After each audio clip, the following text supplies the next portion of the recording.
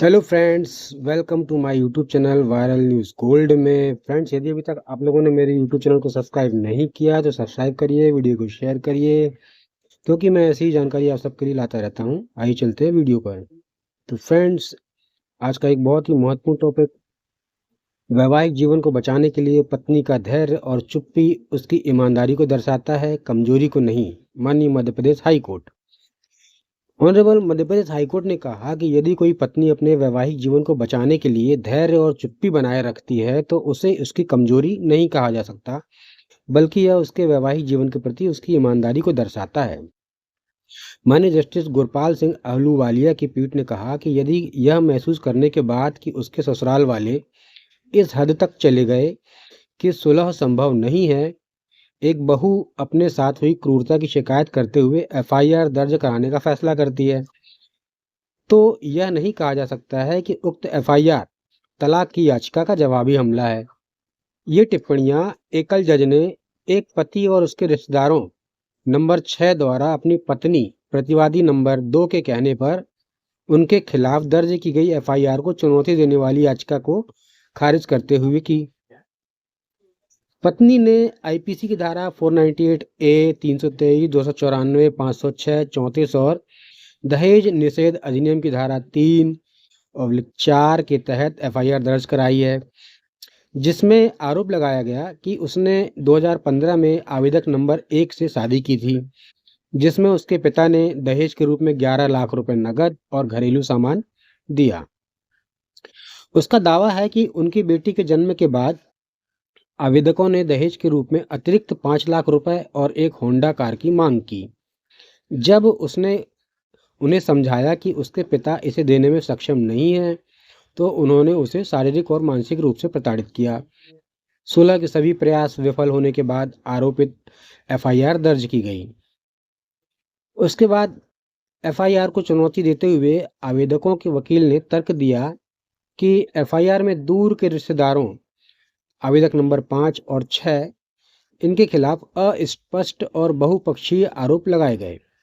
यह भी प्रस्तुत किया गया कि पति यानी कि आवेदक नंबर 1 उसके द्वारा तलाक के लिए याचिका दायर करने के बाद काउंटर ब्लास्ट द्वारा एफआईआर दर्ज की गई।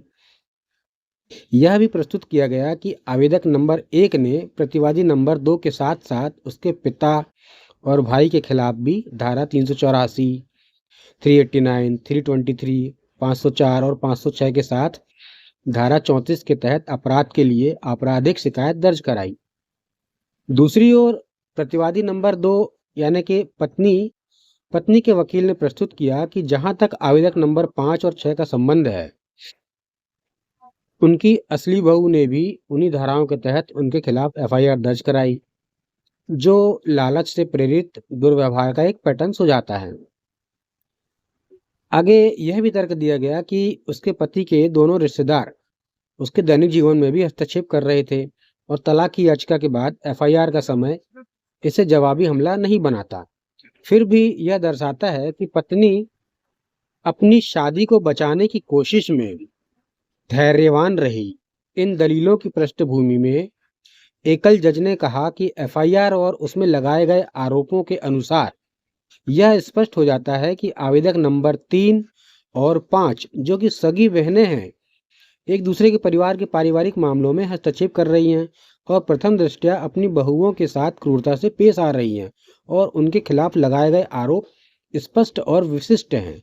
जहां तक आवेदकों के वकील द्वारा प्रस्तुत इस दलील का सवाल है कि हिंदू विवाह अधिनियम की धारा 13 के तहत आवेदन पेश किए जाने के बाद संबंधित एफआईआर दर्ज की गई, माननीय अदालत ने कहा कि यदि पत्नी अपने वैवाहिक जीवन को बचाने के लिए धैर्य और चुप्पी बनाए रखती है, तो यह उसकी कमजोरी नहीं कहा जा सकता, बल्कि यह विवाह के प्रति उसकी ईमानदारी को दर्शाता है।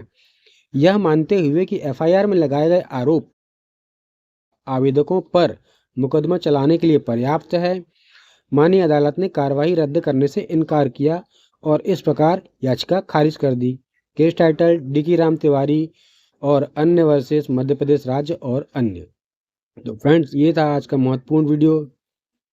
इसको शेयर करिए, मेरे चैनल को सब्सक्राइब करिए और डिस्क्रिप्शन में मैंने अपने और भी वीडियो के लिंक दिए हुए हैं, वहाँ से भी जाकर के आप वीडियोस देख सकते हैं।